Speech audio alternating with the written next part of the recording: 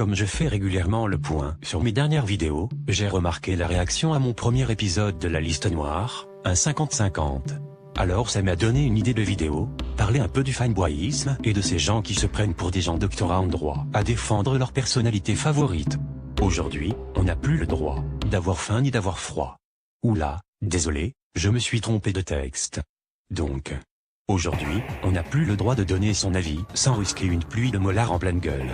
Quand quelqu'un de ce type est en désaccord avec toi, il va te remettre sur le droit chemin, du moins, celui qu'il considère être le bon.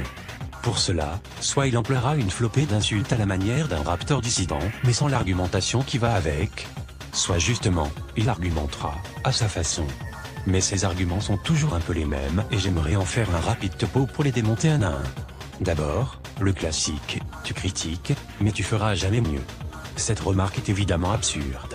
On ne dira pas à un critique de film qu'il n'en a jamais réalisé. Du moment qu'on connaît le sujet, on peut apporter un avis constructif sur le contenu même si on n'a jamais tenté un contenu similaire. Par exemple, si je n'aime pas la bouffe d'un resto et que je le dis, le gérant ne va pas me rétorquer « Tu cuisineras jamais mieux alors TGFDP !»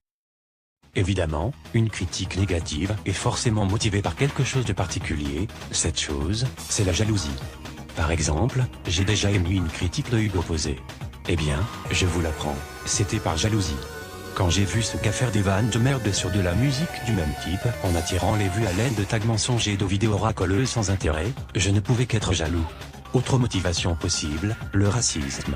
Quand on juge quelqu'un d'ethniquement différent de nous, même si on ne le juge que sur ses idées, on est forcément raciste, suis-je bête de ne pas y avoir pensé?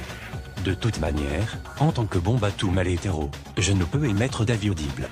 C'est quand même paradoxal, pour des prétendants à l'antiracisme de catégoriser les gens, pour n'autoriser à la parole uniquement que les groupes prédéfinis par leur choix. Après, tout le monde n'a pas cette incroyable faculté d'argumentation. C'est pour ça que certaines personnes se limitent au « si t'aimes pas, regarde pas ». Mais comment je peux savoir si j'aime pas si je regarde pas? Je sais bien que le don de la bonne écriture n'est pas accordé à tous, mais dans le cas où vous n'avez rien d'intéressant à dire, fermez bien votre gueule. C'est la fin de cette vidéo, un peu plus violente que d'habitude, je vous l'accorde. Étant donné que le respect aussi peut prendre des vacances, je vais disparaître pendant un petit temps pour vous préparer une nouvelle cargaison pour bientôt. Si vous avez apprécié la vidéo, je me fiche du nombre de pouces bleus, c'est de partager qui est important. Vous pouvez également me suivre sur Twitter, dans la description, si cela vous chante car je m'y exprimerai assez fréquemment. Sur ce, je vous laisse.